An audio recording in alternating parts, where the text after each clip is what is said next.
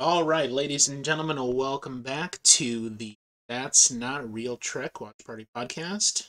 This is episode number 13. My name is Scotty, also known as EBC. Directly below me, the lovely Short and Sweet, also known as Hello. How are you doing today? Good. How are you? I am decent, mostly.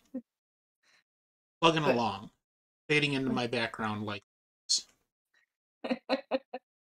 All right, so last week, we took a slight detour out of the Discovery universe in order to get a foundation from the original Star Trek pilot, The Cage, for what is to come next in Discovery. I did that on purpose because the events of the first episode that we're going to watch here, which is season 2, episode 8, if memory serves, are more than 150% directly related to the events in the cage.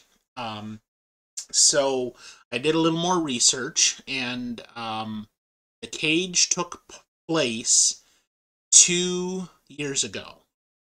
So 2 years ago from where we are in the current timeline, and Captain Pike is commanding the Enterprise. You've got Lieutenant Spock. You've got uh, Lieutenant. Damn, I don't know if they ever name her. Probably at some point, but Hmm. she's just referred to as Number One. Number one, yeah. Yeah, played by Majel Barrett. In the beginning, now it's played by Rebecca Ramajan, who might better know as Mystique in the X-Men movies. Um, yeah, and for a while there, she was Rebecca Ramajan Stamos. She was married to John Stamos, and then yeah, Romaine Ramajan. Whatever. I don't go. Do I look like I give a fuck? Imagine. You know who the fuck I'm talking about? Yeah. Um. The lady that left John Stamos. Yeah. There we go. Who the fuck leaves John Stamos? I mean, God. Um. Una Chin Riley. Who's that? Okay. That Is that's that the character name number of one? Number One. I could look it up, but I'm a lazy fuck, so yeah. So Number One, and I uh also we had met, and even though we didn't really see her, she was there. She didn't have a speaking role in that, and that was Michelle Nichols as Uhura. And we also got to know. There you go. Okay, Una Chin. First name is Una, and the second name is a hyphenated Chin Riley. Interesting. So that leads into what I was just about to say, is that we're going to meet these characters because that is the foundation of the cast for the next series that we're looking at in 4 or 5 weeks, Strange New Worlds. Captain Pike, of course, commanding. Um, but Number One, Mr. Spock, Dr. Boyce, Lieutenant Uhura, and a few other newer characters that we're going to meet along the way. So we'll get to that later. Like I said, that's going to be, I think, in, let's see, 17. So 4 weeks. We're going to start Oh, Strange New that's Worlds. pretty soon. Yeah, yeah. So we've been chugging right along with these. Um, Now I again I brought that all up because so the events of the cage happened 2 years ago. Now Captain Pike, commanding the Discovery, is now going to deal with this whole thing again. So the creators of Discovery, on purpose, made this story arc where we're dealing with the Red Angel and the Seven Signals and the Spock going crazy and having visions of the Red Angel before everybody else knew about all of this whole thing, and the pursuit of answers for what is going on with all of that is now built into the story of Talos and the Talosians and Pike being there and meeting Vina and everything that happened 2 years ago. So that's the first episode, if memory serves. So here we go with that.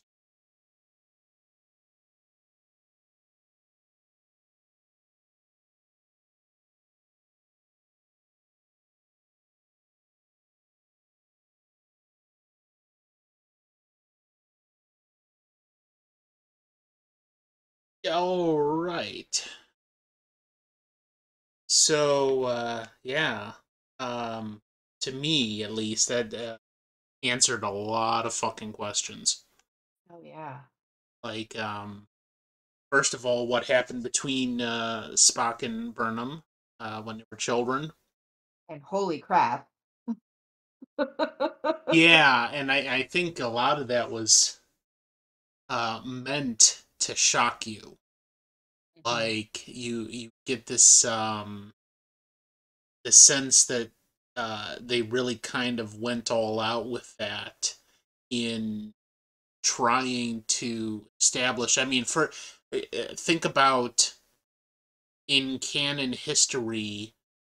First of all, Spock never mentioned any siblings whatsoever. Then we find out in Star Trek 5 that he has a half brother, Sybok, who's also a son of Sarek, um, but different mothers. And now this sister that nobody's ever fucking heard of. Well, maybe this is partially the reason, is because they had this huge falling out when they were children, and he just doesn't want to have anything to do with her anymore.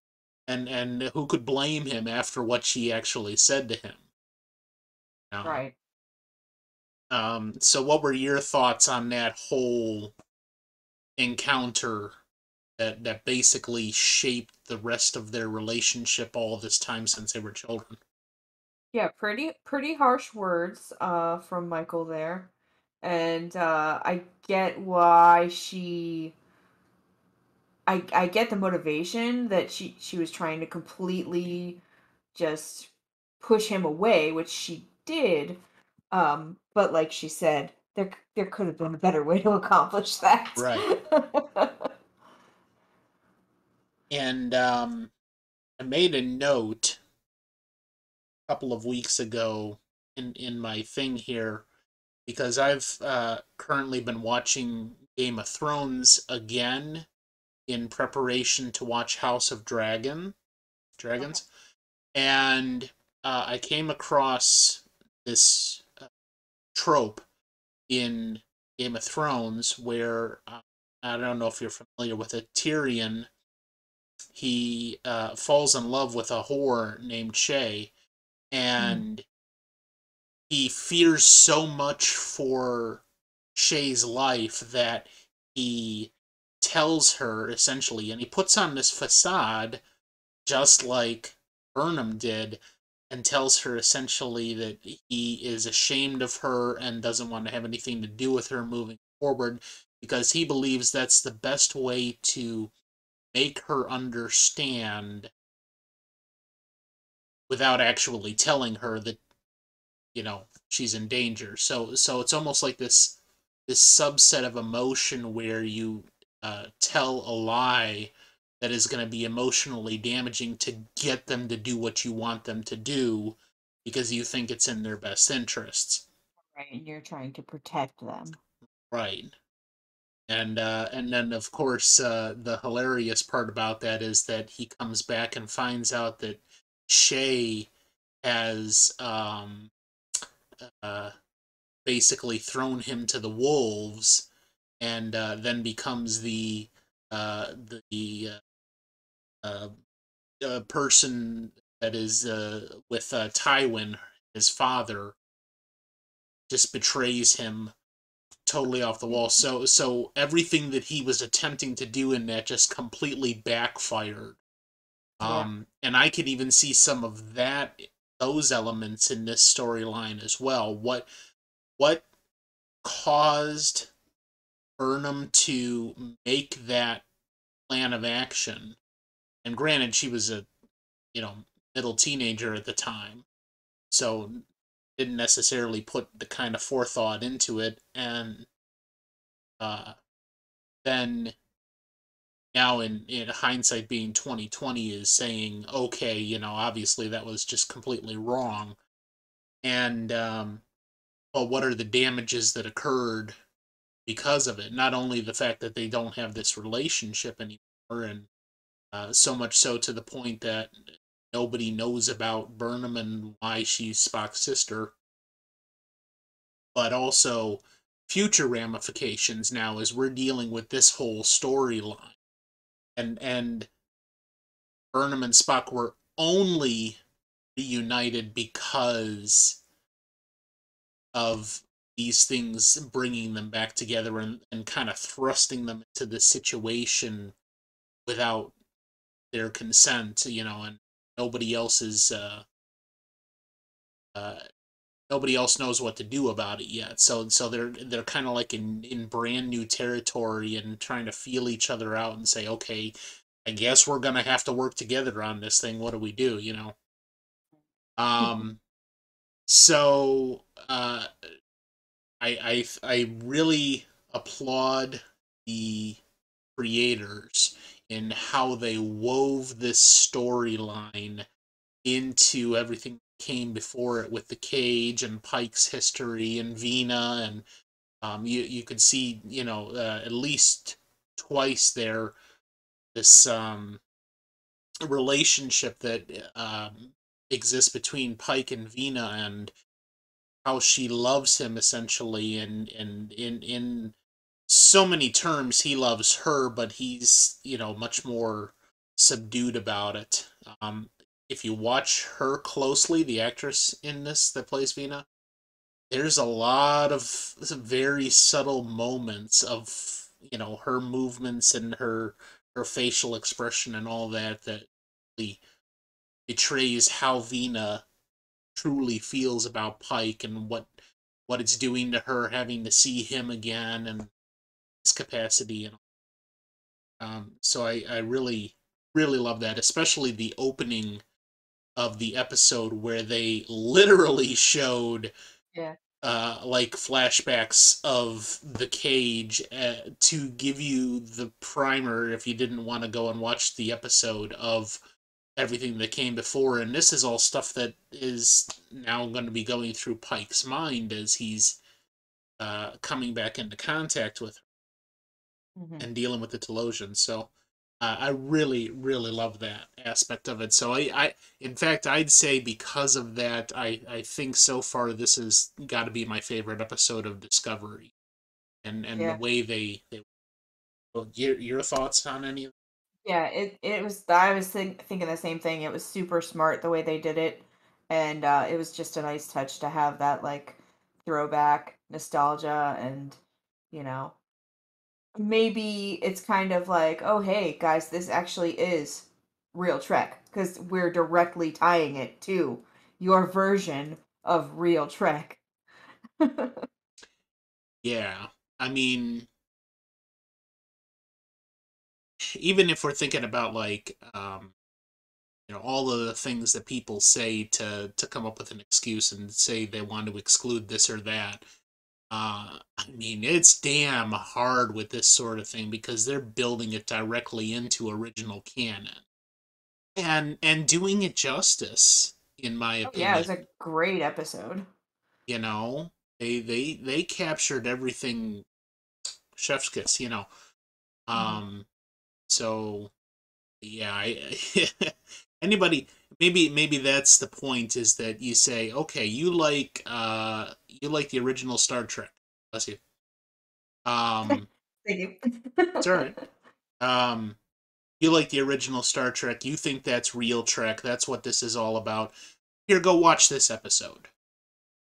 because this is the Mhm. new Star Trek, and it's just as good, if not better, than the old. Yeah. And they put so much thought into it to make sure that it jives with the canon, and not everything's perfect. Obviously the Klingons are probably going to be redesigned 3,000 more times, but who Right. cares? All right. So then we got the B storyline of Culber and Tyler. So you were saying that maybe it's like Pet Cemetery. Culber has come back and he's not quite the same or what he should be. What did you see in Culber's personality that really stands out as what he is making himself out to be now? Well, I mean, he clearly does not really want anything to do with Stamets as much as he's trying, and he's trying his best. He's what can I do? Like, he's really trying to reforge that bond, and Colbert just isn't about it.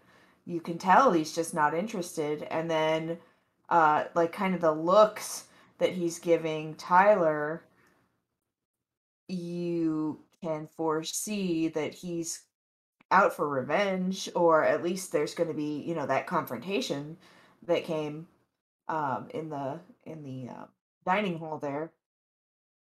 But then it was cool that they kind of came to even a little bit of a mild understanding. Tyler's like, I don't know who I am, and Culber's kind of in that same boat. He doesn't know who he is. So I thought that was kind of a nice way to end that for the time being. Yeah, an uneasy peace between the two of them, and I mean, he clearly doesn't know who he is, but I I think what it's more about is Culber is trying to come to grips with the truth of how he really feels and what he wants his life to be about now. He is just he's I would say if it was like comparable to some kind of like a relationship or a devastating loss or something like that. He's that's it exactly it. He's devastated. He doesn't know how to handle this. It's almost maybe like a form of PTSD where he just can't cope with it because he's still trying to sort out all his feelings, and he's not making any progress. So uh, obviously he's not no longer interested in Stamets. I think Culber has decided on that. And of course Stamets is just like fucking great, you know. um but um Culber, I mean, think about it. Before he was killed, he was very mild mannered, very much in love with Stamets, and his passion was to be a doctor and care for others. He's always looking after Stamets in particular, and anything else that came across as part of his job. Now that's completely and wholly gone. Like I don't see any type of in at least the way that oh I can't think of the actor's name. I think it's Ruben. um the way he's portraying Culber's personality now, none of that caretaker bit is there. Right. It's almost like more egotistical, more you see the way he walks, it's a little more upright, a little more uh standoffish, you know.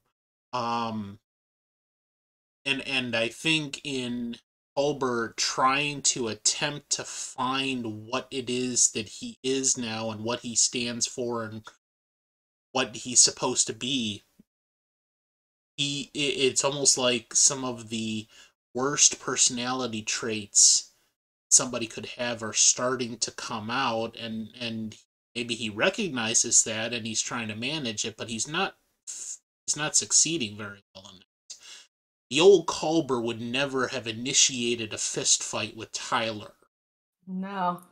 And the old Culber would have never gotten into this hot dispute with Stamets, who's simply trying to love him.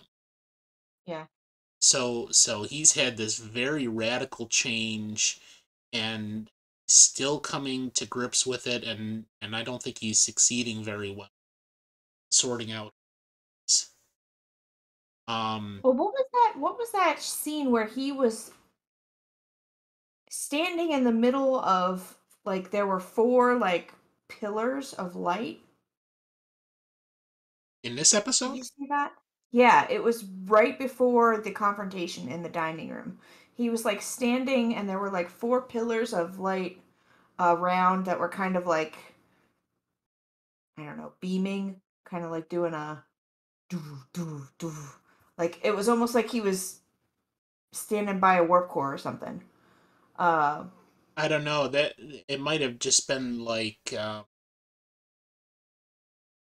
because it seemed like there was a scenario there where they were trying to portray him, walking through the ship, and he almost maybe doesn't know where he is, or something like that. I don't recall that specifically, but yeah, it was super brief, and I was just like, where the hell is he? Like, what is that?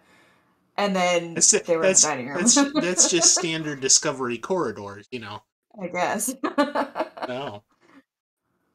Um, but that might have been maybe like a little bit of a link to his time in the mycelial network too. So, um, I mean, now the more that I think about it, he's got to be suffering from a form of PTSD, because imagine the terror that he was experiencing in the network, rushing the tree bark on him to try to say, because the Josep were trying to break him down or something. And Yeah, I mean, he was literally terrified when they found him in the network. and alone And for most of alone, it. Yeah. and certainly not the Culber that Stamets had encountered in the network before that. Right. Um, so that must have been like an image from Stamets' mind that was created, because there's no way.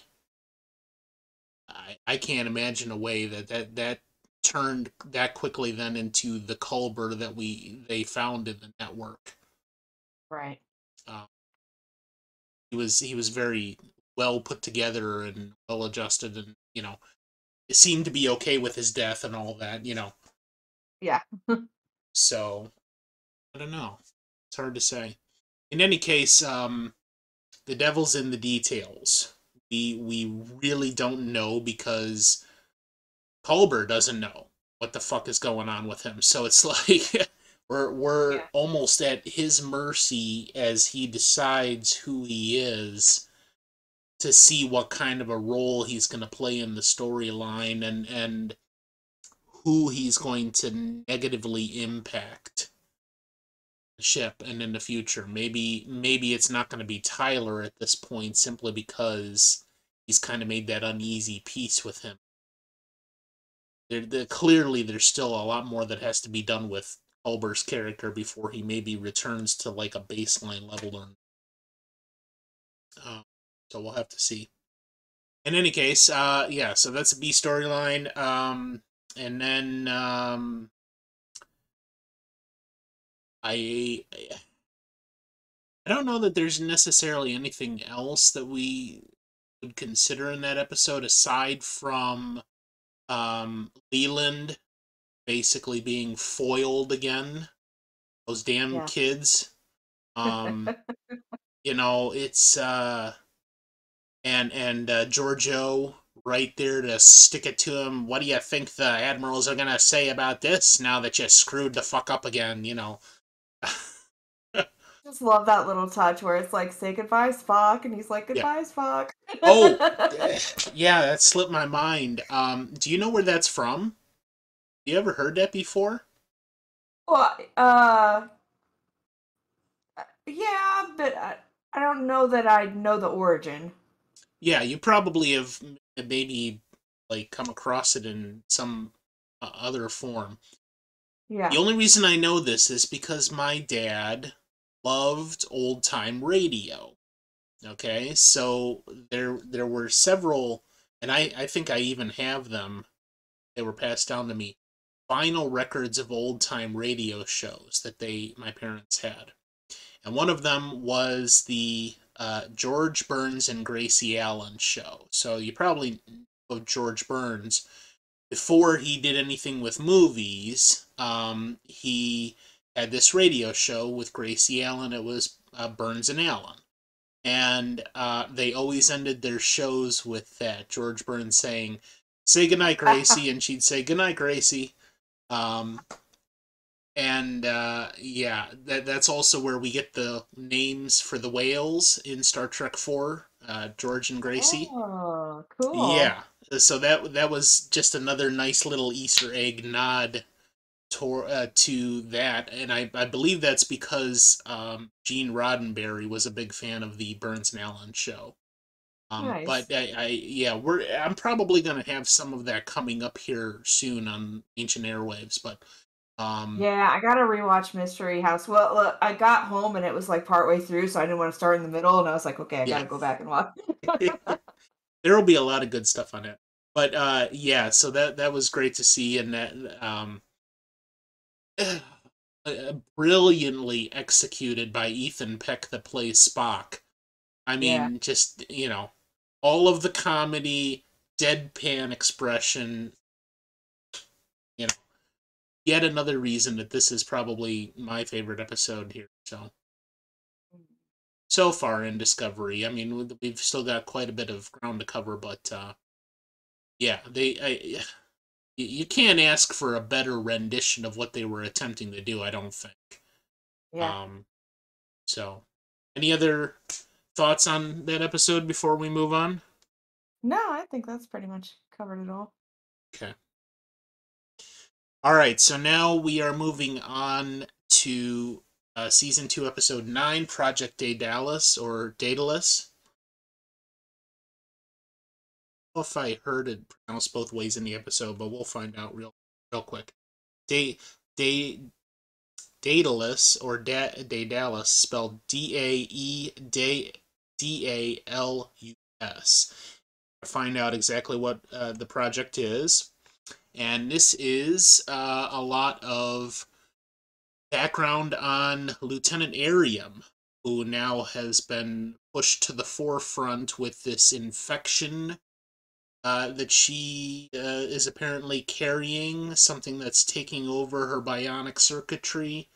Um, and as you deduced correctly, the messages that were being sent and the corruption of the spore drive is all due to Lieutenant Arium, and she's been um, framing Tyler by making his command codes. So yeah, we're gonna get the whole backstory now on Lieutenant Arium and what this means for her future and the Discovery crew. So here we go.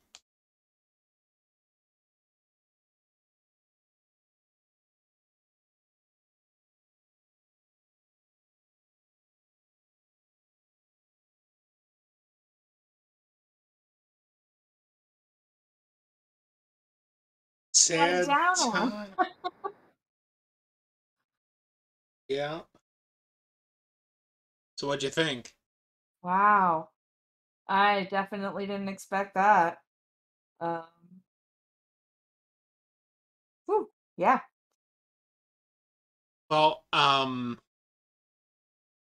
mean, anymore with modern television, I think Walking Dead started the trend where have main characters being killed off. And since then, I've definitely noticed an uptick in the shows that are willing to do that. And I mean, all that was maybe changing the style of the way television shows were produced with, I mean, TNG, it was unthinkable. Nobody was going to die. And Right. only in the last movie did they consider, oh, maybe we should, kill off a main character. Well, they had Tasha, and then Yeah, but that was nobody that else. was that was Nobody that I can think of because that was because she wanted out. yeah, she didn't want to continue in the show. So they're like, "Oh yeah, we'll just write her death in." Yeah. But yeah, I mean, to get to a point where television shows know from the beginning, maybe, or partially in, yeah, we're gonna want to kill a character here, a main character, and they'll approach the actor and say, "Hey, we want to do this. How do you feel about it?" And you know, on The Walking Dead, I know, watching quite a few of the Talking Dead shows, the post interviews and stuff like that, the way they approached that was even the characters, the actors did not know when they were going to necessarily die until they got pulled inside for a meeting, and Kirkman and whoever else is saying, "Oh, guess what? This is your last episode." Um, Right. but I mean, that really ratchets up the level of the show, I think, Mhm. to say, hey, here's this main character that you maybe have gotten attached to, and all of a sudden they're gone. And maybe we didn't necessarily feel that with Lieutenant Arium. She was a presence on the bridge for the entire time, and we didn't even get the backstory of her until this episode either.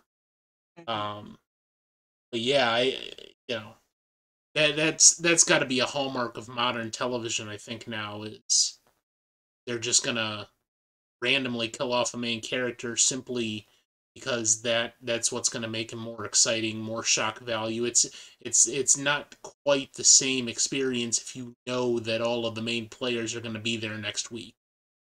Yeah. Now, Well, and I feel like in the past with shows, if they were going to get rid of a main character, it's going to be a season finale.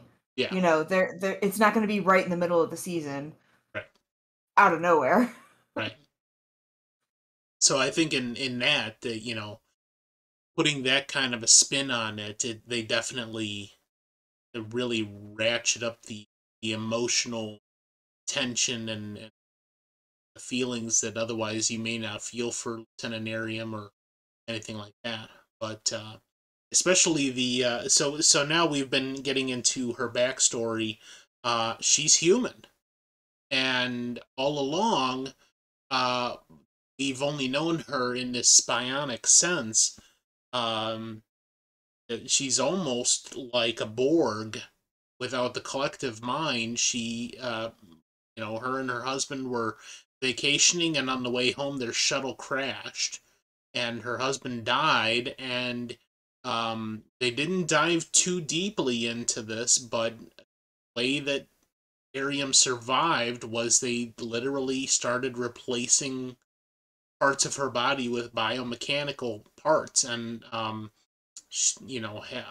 had a almost like a hard drive installed in her brain to hold her memories, and that's where we first get in on that is her deciding which memories to keep and which to delete. um and also the fact that she has found a life uh after this accident, in which she continues to do her duty to Starfleet and lead her life after the loss of her husband and loss of a big huge chunk of her humanity, and what she had to do to come to terms with all of that, and still having emotions too, because clearly she's Mhm. expressing emotion during all. um Although it seemed like that was kind of repressed a little bit. by maybe No. some of the computerized functions and all that. Mhm. Um, and obviously this virus that infected her is having more of a negative impact on her personality as well. Like, I mean, it's almost like an overlay where it kind of took control, and it seemed like she was losing time. She wasn't cognizant of what was going on, but it would act like her, except a little more sadistic. Yeah. I almost Um, got the impression that she didn't realize it was happening, and then over time, she started to figure it out. Like when she's on the bridge and she asks Tilly to stand by her. I think that's because she's starting to know, hey, something's not right. And Nan caught on to it too. And, she kept giving her the eyes. right. So Nan is Pike's security officer. Mhm. So yeah, that I thought that was a great way to kind of weave Nan's not backstory, but like her presence into this, because as a security officer, she's seeing these changes in Arium that are not necessarily kosher, and she's starting to, become suspicious and all that, and watch her. Um, and as you were saying, yeah, nobody cared about Nan suffocating to death. Right? She's just, they're just To going on. And yeah, she's over there. yeah. I could say maybe that's because they're all caught up with the saving the universe part. But yeah, that was kind of shitty. But Yeah. it turns out Nan saved the day because I mean this is a whole ball of wax by itself. Burnham has these huge character flaws. Um, Not only does she think she's always right and she has all of the information, and therefore she's going to use all that information that she thinks she has to save everybody from themselves and the universe and everything else, she was paralyzed by the emotions and the uh relationship and love she had for Arium, to the point where she would have let that whole thing pass. So what do you see in all of that with Burnham and Oz almost destroying the universe, or almost, Yeah. putting us down this path? I mean, she clearly thinks that every decision that she is making or, has made is exactly right. She doesn't listen to reason. They're reasoning with her and she's just clearly ignoring it. And yeah, it's a major thing all throughout the seasons with her. Yeah, I mean, this is from the beginning. We got her starting the Klingon War, committing mutiny, uh, basically incapacitating her captain to do what the fuck she wanted because she thought she was right, gets convicted of mutiny, then she comes back, okay. Um, wasn't there some kind of thing with Saru where she was trying to tell Saru how to do something or other, and Yeah, when he was going through uh when he was dying. oh yeah, that's right. And she was like, "Oh, no, no, no. We're Yeah, gonna figure this out. We're gonna yeah, work through we're I'm okay, so basically it seems like she believes she has all of the answers, but when it comes right down to it, she's got none of the answers and freezes. I mean, it's so let me sum it up like this. After the court martial, after all of the shit that she's gone through with that big personality flaw, and now we're seeing this is the second time that she is not doing what she's supposed to be doing because she can't let go. Mm. It seems only now is she starting to realize that because Spock is telling her off. that argument they had over the chessboard where she's adamant about trying to help Spock, and he's just like, you need to take a good look in the mirror because you're a hot mess. You need a little help yourself. Yeah. Um yeah, man, such huge It's like she character. never learns from her mistakes either. Like No. it just And I get it. Maybe that's the way she's just written, and that's, she's Sonequa chaotic Martin neutral. Green pulling it off, but god damn, Burnham, shut the fuck up and sit down or something. You know. Yeah. Um Hell, Tilly has more of a handle on her emotions than Burnham seems to have. And yeah, it almost feels like half of the situations that we're in are because Burnham just can't keep her goddamn hands off of shit and reel herself in. Yeah, she's all over the place. Yeah. Um, Now moving forward, because I mean, she did take charge of the situation and end the Klingon War. So she created that mess and she cleaned it up mostly, with several hundreds of thousands dead probably and billions dollars worth of damage and Right. um so maybe that's the whole point to her character story, is that she creates a mess and then cleans it up. But god damn, Burnham, you almost sent us down this path where all of civilization dies because of you. How are you going to clean this mess up now? And Right. and we were literally only saved there by Nan, Mhm. who she completely ignored as she was suffocating. Right. But, and you had a good point there. Why don't we just beam them off? Right. I know. Like Beam Arium clearly, into the brig or something? yeah, Forget clearly, we have clearly she's transporters again. got something going on, and they're all just watching it. Like, okay. Maybe we missed something, but there were the control was stopping them from transporting them off Yeah, or something. Who knows? possibly. Um, but yeah, man, I can't get past Burnham being paralyzed in that moment. The fucking universe is at stake, and you're just like, I can't let her go. No, and then when Nan pushed the button, she's shocked. Yeah. Into her own form of post trauma. You see that, just, and congrats to Sonequa Martin Green for portraying that, but the fuck, Burnham. All right. Um.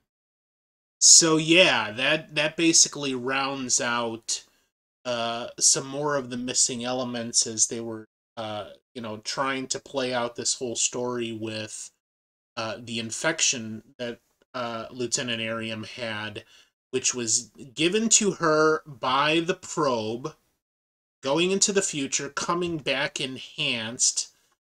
So at some point, this probe encountered something in the future that turned it into a killing machine that uh, was housing an artificial intelligence. Sounds like the Borg to me. Yeah, sounds more and more Borg-like every day. Then she goes, and all of the messages that she was sending to Section 31 were portions, like at the one point Saru says petabytes, which is the megabytes, kilobytes. Then you've got gigabytes. Then you've got terabytes, and Um, petabytes are 1,000. ah, okay. Petabytes are 1,000 terabytes. Okay. Um, so she was basically transferring the sphere data specifically on anything that had to do with artificial intelligence to control. And then we also heard Admiral Cornwell say that they had lost contact with Control several weeks ago. Nothing, no Section 31 admirals or anything like that, no contact whatsoever. So I'm assuming that's when that started, when whatever AI had taken over Arium was starting to transfer that data to Control, or maybe a part of itself. So that whole thing was now in control of Control, and murdered Admiral Patar and all the other people there. And the other thing that is very shocking is Admiral Cornwell revealing that Starfleet has turned over everything to Control. At some point, Starfleet just said, or maybe Control wrested everything from Starfleet, and now Control has all the control, and there's no access and no way to stop it. So that's why we have to go there to do this thing. And Arium was basically trying to transfer the rest of the sphere data over to it, and that's how we can maybe rectify the end of all sentience, because an all powerful AI has taken over and controls all of Starfleet and controls everything, and then it launches, as we saw in the one vision, the missiles to take out each individual planet and destroy all the biological life. So that's what we were facing in this, and narrowly avoided it, but there's still a threat, because the sphere data that has been in Discovery's computer all along represents this knowledge that could be used to replicate that entire thing. So moving forward now, the Discovery crew has to determine what they potentially want to do with that. So far, it seems like we've kind of been mired in this nonstop action, as we're trying to figure out what's going on with the Red Angel and what that's going to mean to the future of the universe.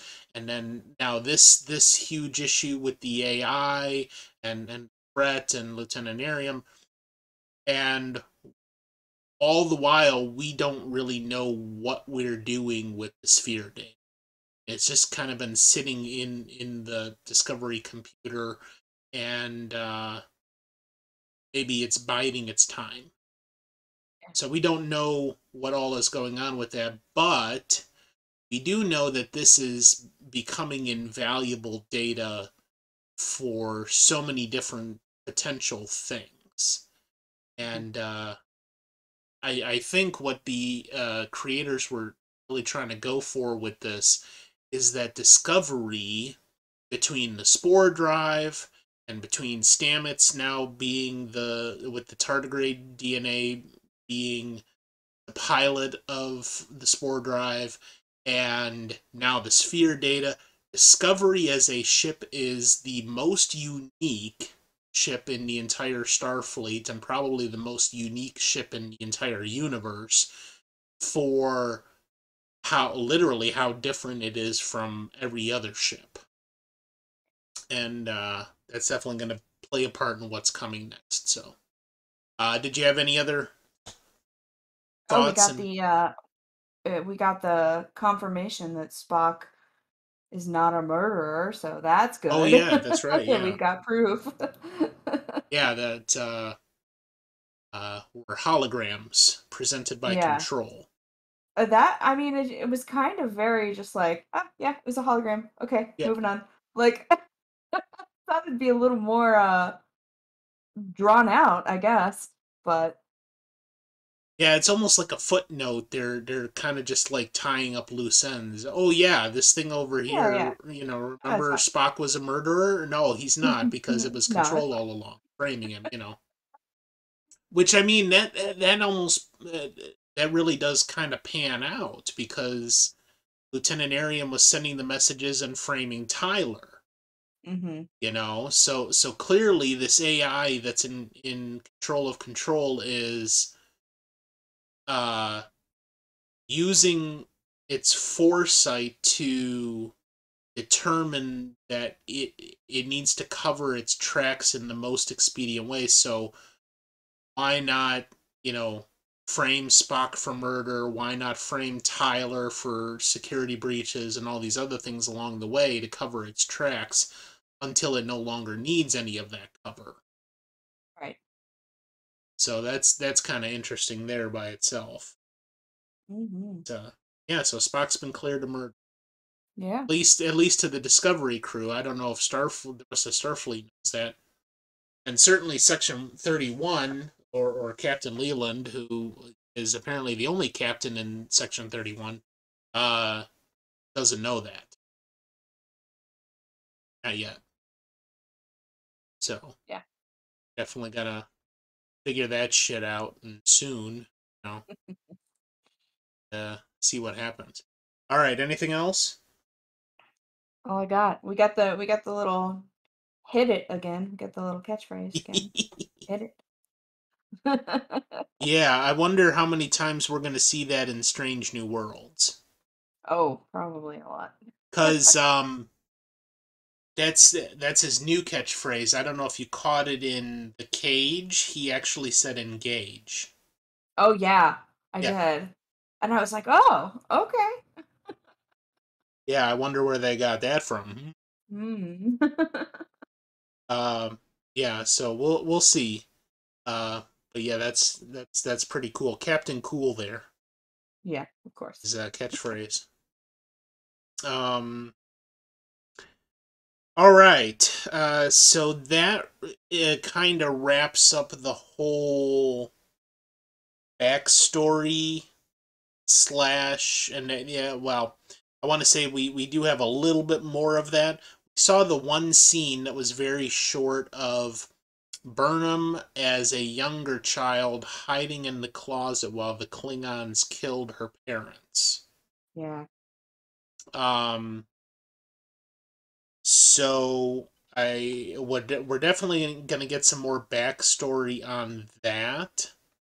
Um, and remember, we also had Georgiou tell Leland that she knew his dirty secret that he was responsible for Burnham's parents being That's killed. right. So we have this whole confrontation coming up now between Burnham and Leland.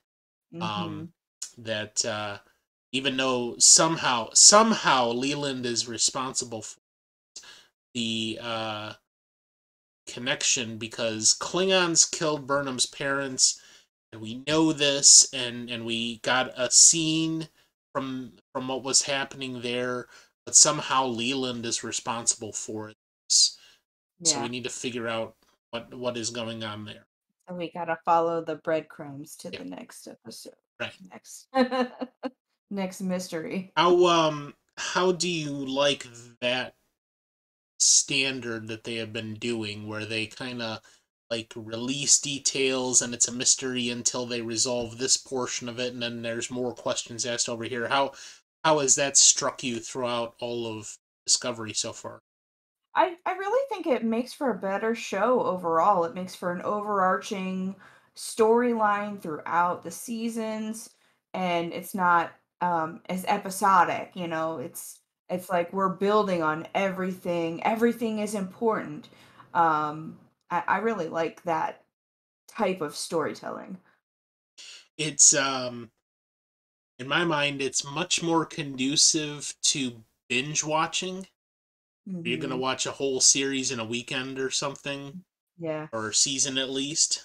Yeah, because you just go from episode to episode and it's fresh in your mind and all that. So maybe that's part and parcel with how they are developing series now. Yeah, Is that is a really that's good point. it's kind of taken into account maybe that you're probably going to watch at least maybe two episodes in a row Hmm. instead of the standard that it used to be that is all but now defunct where you would have 26 episodes in a year and each one was released once a week, you know. Right. That's almost completely gone now. Yeah.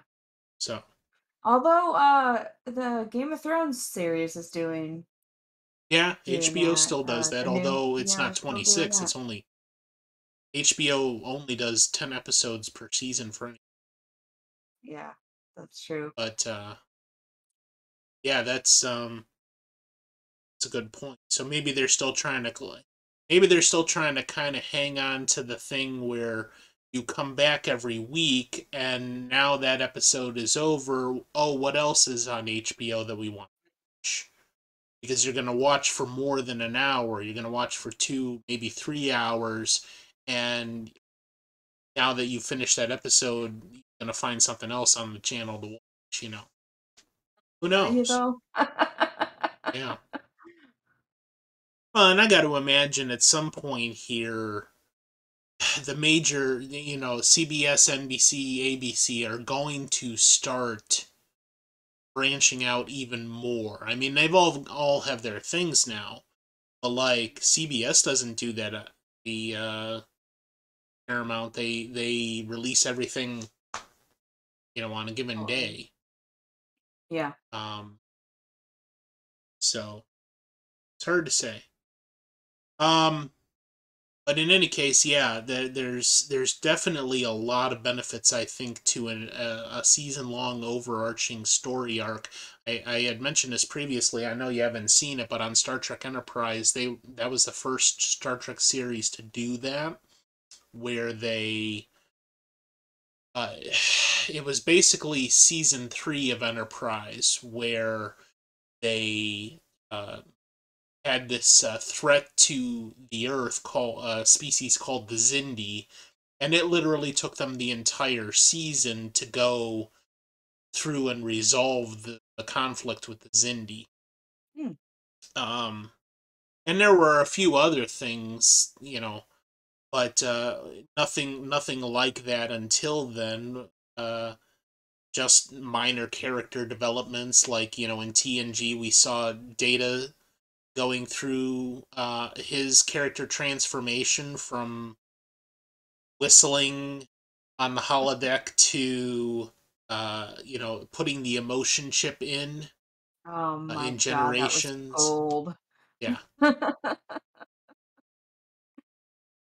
So I mean, Data, how far his character came through 7 seasons and 4 movies, you know. Mhm.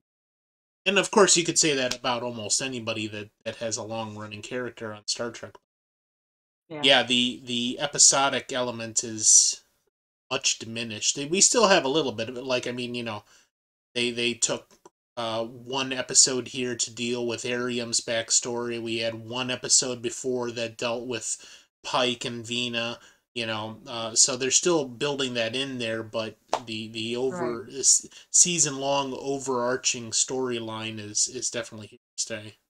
Yeah. Well, it's kind of cool because like X-Files is one that had an overarching storyline, but then you did have your episodic, your monster of the week, but they were never really tied together. These are like, Right. you've got the episodic stuff tied in with this overarching stuff. It's just really like it's really great. You could probably sum it up by saying, can you watch the episodes out of order? Mhm. Because this you could not. You would have to Yeah. watch Oh them god. one after the other because you're just going to be lost. X Yeah. Files, even TNG, Mhm. or anything else like that. You could probably watch them out of order and you're not going to miss much. You might be a little confused at times, but especially when Data had breasts. Right. But um, you know, the whole uh if you're gonna be, and I've been like this forever. Anytime I watch it, at least as an adult, anytime I watch anything or read any book series, I have to do them in order. I have to do it from the Oh yeah. beginning to the end, which is why I've been so big on a lot of things on chronological order. So, Mhm. like when I'm watching the Annabelle universe, you know, and the Warrens and that. Mhm. I've seen, I think, all of the movies except for one, but I didn't see them in chronological order, so I had to go back and watch them according, you know, do the research, You know, and one of my long term hobbies was trying to put everything in the Star Trek universe in chronological order. Ooh. It's a lot, let me tell you, because you've got well over 800 episodes and movies between all of the series and films. You've got well over 2,000 novels and well over, I want to say, 1,200 comic books. Now, there's a few other little odds and ends, but somebody actually did a great majority of that. His name is PJ Farmer, and I found he put almost everything into a chronological order timeline. The problem was he stopped back in, I want to say, 2005. So everything that has come since then, all the new novels and comic books, I mean, you after that came uh Star Trek Insurrection. Okay, Mhm. so you've that and maybe uh the what's the last movie of the name? Nemesis. Yeah, that would have been Nemesis would have been the last Nemesis. one. So Insurrection and Nemesis. And I actually have in my collection a graphic novel called Countdown, which was the backstory on what happened to Picard and Data and crew in the lead up to Star Trek, the 2009 J.J. Abrams movie, where they say Romulus got destroyed Hmm. and Spock tried to save them, but then he was thrown back in time with Nero and all that. So like I know for a fact IDW Comics and a couple of the others have continued filling in all of those canon holes and all that. So there's that, the novels, everything else. There's probably at least 500 brand new things that are not in PJ Farmer's chronological timeline. So I started attempting to take on that task, and I got pretty damn far, but I'm nowhere near finished. So that's a Well, now long, they're pumping it out like crazy, so yeah, I mean, how could you keep up? yeah, and that was all before, and I haven't even touched my timeline stuff since they came out with Discovery. So all of the new Mhm. stuff since that, the new books and comic books related to Discovery and Picard that have just come out now recently, and yeah, there's stuff, there's novels that detail what happened after Voyager made it home. Nice. So there's so much there in the lore. And that's definitely, one of my long-term projects. I want to do as much as I can to try to place that so that you could say this happened here in the timeline, this happened next, and then this caused this thing over here. Mhm. um and even things that were never mentioned on screen, like you've got a book series called Starfleet Corps of Engineers, and they have a whole new crew. And maybe it's not canon, as some Yeah. people might consider it because it's not, wasn't produced by Paramount or CBS, but Mhm. it probably fits, Right. you know. So, um, and you probably see that in how I'm laying out this whole thing as we're going through to the chronological aspects of it. Mhm. Uh, to me, it's fascinating, utterly fascinating to try to see how all the pieces fit together, and this is where the creators did this to try to make it fit with canon, and here's where they utterly failed, and you Yeah. know all that good stuff. So, all right, anything else before we wrap up here? I don't think that's everything. Okay. All right, so then next week is season 2 of Discovery, episode 10, The Red Angel, in which we actually come face to face with the harbinger of Red Death or whatever, or Ooh. Disco. And episode 11, Perpetual Infinity. And we're Ooh. almost wrapped up with that. Like I said, we got 2 more weeks after that. And then we will begin Strange New Worlds in week 17. So Yay. keep on plugging along. Alrighty, thank you. Thank See you you. next week. Good night. Good night.